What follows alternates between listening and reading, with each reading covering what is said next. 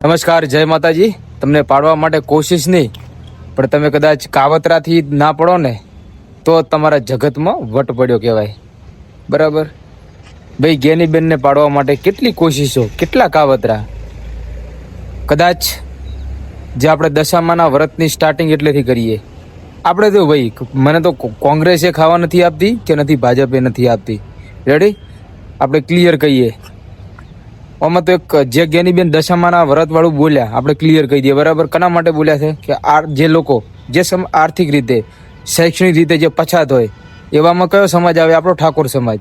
બરાબર, કે જેને આર્થિક રીતે મજબૂત થાય, શૈક્ષણિક શિક્ષણ વધે, એટલા માટે આ શું એક સમાજના બંધારણની મિટિંગમાં બોલ્યા છે. અને સમાજના બંધારણની મિટિંગની અંદર આગેવાનો સમાજને ગમે તે સલાહ આપી શકે, એમાં કોઈ નવાઈની વાત નથી.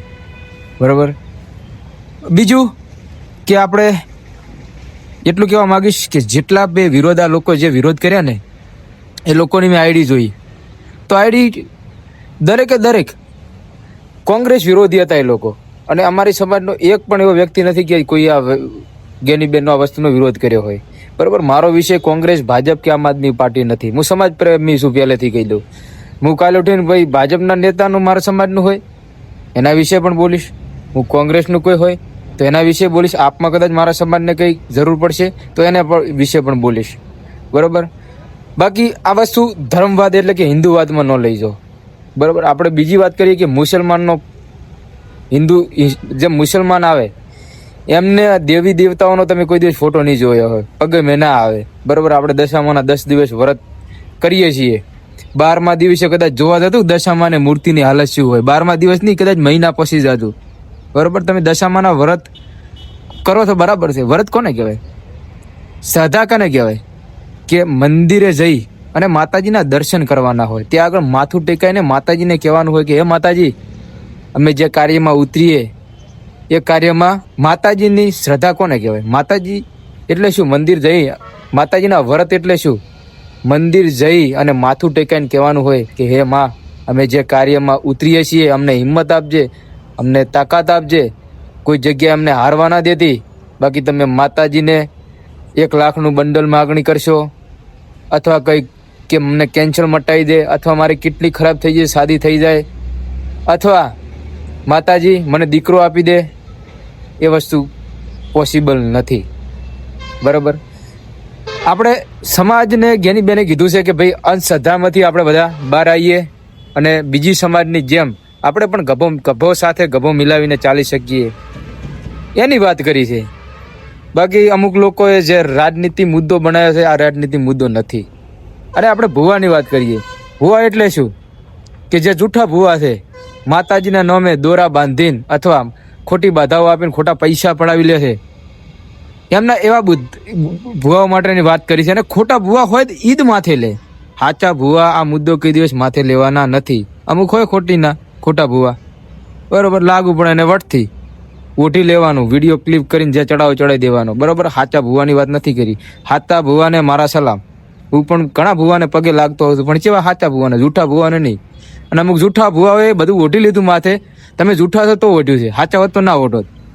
બરાબર, અને બીજું જે સમાજના અમુક લોકો કોમેન્ટ કરે છે એમને જરૂરથી કહીશ કે તમને ભાજપ ગમે કે કોંગ્રેસ ગમે, તો હું પણ એમને જવાબ આપીશ કે મને તો મારો સમાજ ગમે. મને નથી વાલી ભાજપ કે કોંગ્રેસ, મને તો વાલો મારો ક્ષત્રિય ઠાકોર સમાજ.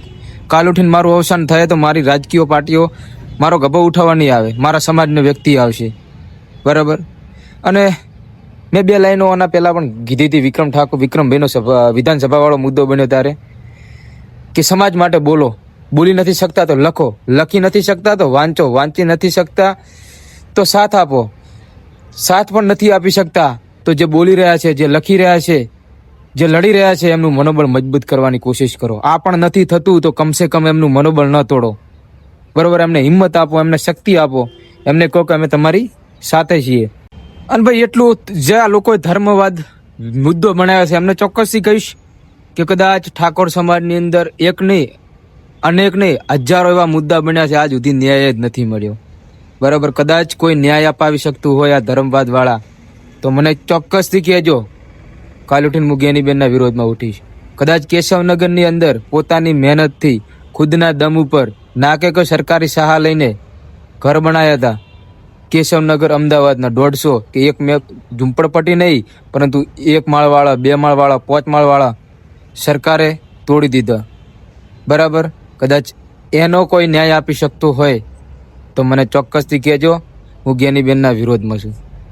બીજું કે બીજા સાઈડ હું આ વસ્તુનો વિરોધ નથી, પણ બીજા પણ સાઈડમાં બીજી સમાજના ઘર તૂટ્યા હતા.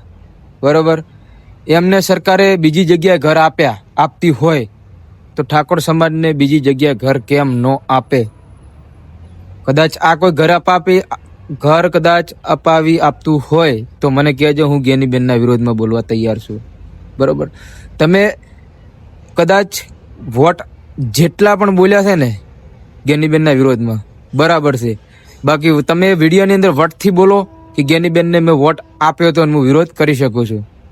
બાકી તમે આ સમાજનો મુદ્દો હતો અને પોલિટિશિયન બનાવી દીધો છે. બરાબર, એટલા માટે આપણે આવી ગયા. બાકી આપણે ભાજપ, કોંગ્રેસ કે આમ આદમી પાર્ટીવાળા આપણે ખાવા કે ખવડાવવા આવતા નથી. જય માતાજી.